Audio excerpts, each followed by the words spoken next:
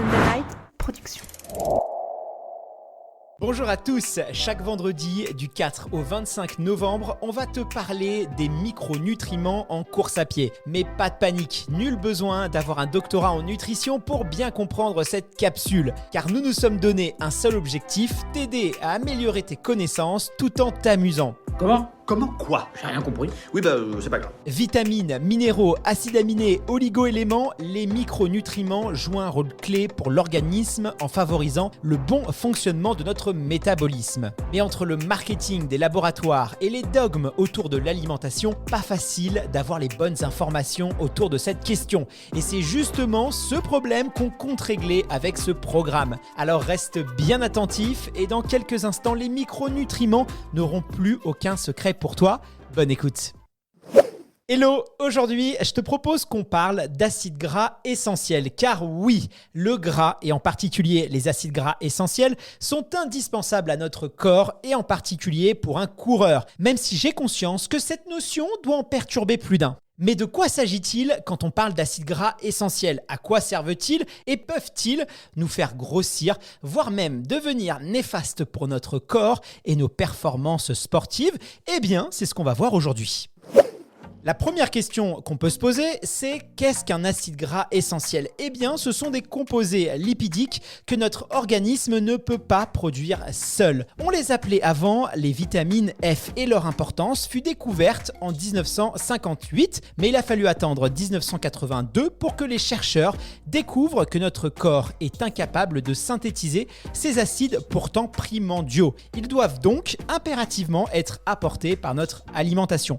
Mais revenons un peu sur ce qu'est un acide gras essentiel puisque je ne vous ai pas encore tout dit. Déjà, il faut savoir qu'il existe différentes façons de classifier les acides gras. D'un point de vue biochimique, on distingue les acides gras saturés, les acides gras monoinsaturés, les acides gras polyinsaturés.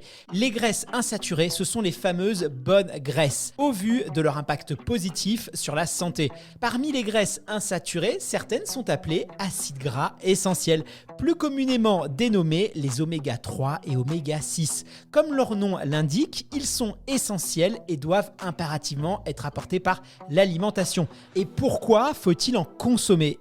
Eh bien, s'ils sont essentiels, c'est tout simplement parce qu'ils ont un rôle primordial pour l'organisme.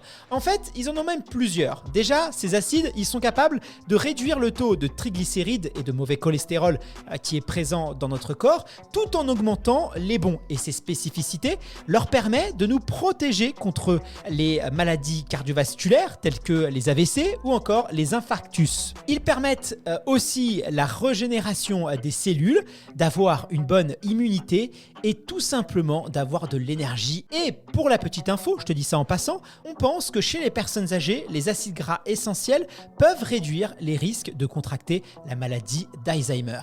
D'ailleurs, des chercheurs se sont intéressés aux effets des acides gras essentiels, et notamment des oméga 3, sur certaines pathologies mentales. Pour recontextualiser un peu, tout a commencé dans les années 70 avec des expériences sur des rongeurs. Les pauvres, c'est toujours eux qui prennent cher. Et ils se sont rendus compte que les animaux carencés en oméga 3 ont développé des troubles du comportement, type hyperactivité, anxiété, hypersensibilité, stress, ou carrément le package, puisque des fois, on peut tout cumuler. Après, je me demande quand même comment est-ce qu'on peut détecter de l'hypersensibilité chez les souris. Bonne question. Et pour conclure, toujours dans les années 70, quelques rares psychiatres se sont intéressés eux aussi, mais chez l'homme, au lien entre le déficit en oméga 3 et la schizophrénie, la dépression ou encore l'hyperactivité chez l'enfant.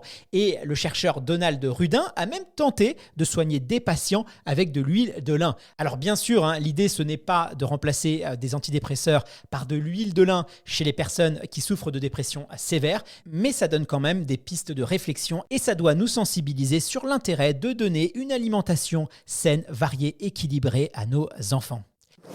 Si on revient sur le rôle des acides gras essentiels chez les coureurs à pied et sportifs, eh bien la juste répartition entre oméga 3 et 6 permet de réguler le processus d'inflammation du corps, les oméga 3 ayant un rôle anti-inflammatoire. Et ils occupent également d'autres fonctions primordiales telles que la contractilité des muscles lisses, la coagulation, la synthèse d'hormones et les fonctions cérébrales et cognitives comme on l'a vu. Bon, après tout ça, je pense que tout le monde a compris l'intérêt de consommer des acides gras essentiels. Mais où en trouver puisque notre corps ne les produit pas comme on l'a vu tout à l'heure? Eh bien, tu peux trouver des oméga 3 dans l'huile de colza, l'huile de foie de morue, certains poissons comme le saumon, le maquereau ou encore le hareng, ainsi que les crevettes. Les oméga 6, quant à eux, se trouvent essentiellement dans les huiles végétales, telles que l'huile de soja, l'huile de tournesol, l'huile de maïs, ainsi que l'huile de germe de blé. Et ils sont aussi présents dans certains légumes, la viande, les œufs et la volaille. Si on s'intéresse maintenant aux oméga 9, notre corps peut en produire en se servant des acides gras saturés qu'il obtient lorsqu'il ingère des aliments tels que l'olive ou l'huile d'olive. Bon, on ne pouvait pas se quitter sans parler des graisses et de la course à pied puisque c'est un sujet qui peut cristalliser un peu les communautés de coureurs. Les acides gras, toutes catégories confondues, font partie de la grande famille des lipides, aussi appelés graisses, et c'est là que ça se complique un tout petit peu pour nous les coureurs. Alors, on entend souvent que les graisses font grossir, et c'est vrai pour certaines, c'est le cas notamment des huiles saturées comme l'huile de friture. D'ailleurs, ça peut aussi être le cas des autres. La différence avec les premières, c'est qu'elles sont utiles, voire indispensables au bon fonctionnement de notre organisme. Quand tu entends que le gras, c'est la vie, c'est vraiment vrai. Sans graisse, tu meurs. Et d'ailleurs, c'est pour ça que notre corps, il est naturellement attiré vers les produits riches, parce qu'ils sont essentiels. Donc, comme à chaque fois, il va falloir jouer sur la quantité, car c'est bien l'excès lipidique, autrement dit l'excès de consommation de graisses divers, dont les acides gras essentiels, qui peuvent nous faire grossir et nuire potentiellement à nos performances sportives en tant que coureurs. D'ailleurs, on considère que la part énergétique apportée par les lipides doit être comprise entre 35 et 40%. Cette fourchette, elle permet d'assurer la couverture des besoins en acides gras essentiels et indispensables. Si tu t'en passes, tu prends le risque de présenter des carences qui vont entraîner une perte d'énergie, des problèmes de peau, voire une augmentation des risques de maladies cardiovasculaires. Et imagine-toi un coureur sans énergie et avec un cœur qui fonctionne mal, c'est quand même pas terrible. Mais heureusement, dans notre société occidentale, il est quand même difficile d'être carencé. Notre alimentation, dès lors qu'elle est variée et équilibrée, nous fournit tous les acides gras essentiels dont notre corps a besoin chaque jour, sans que l'on doit s'en soucier la plupart du temps. Et ça, c'est quand même merveilleux. Si vous avez aimé ce programme, n'hésitez pas à en parler autour de vous et à nous suivre sur nos réseaux sociaux où vous trouverez encore plus de contenu pédagogique autour du running, de la santé et du bien-être. Je suis Guillaume Santracchio, interprète de ce programme, écrit par Nolwenn Pinsivi. Je tiens à remercier Justine Baudin pour les déclinaisons visuelles, Lauriane Autissier pour la coordination et Pierre-Emmanuel Hutto, notre producteur pour Sunday Night Productions. À la semaine prochaine!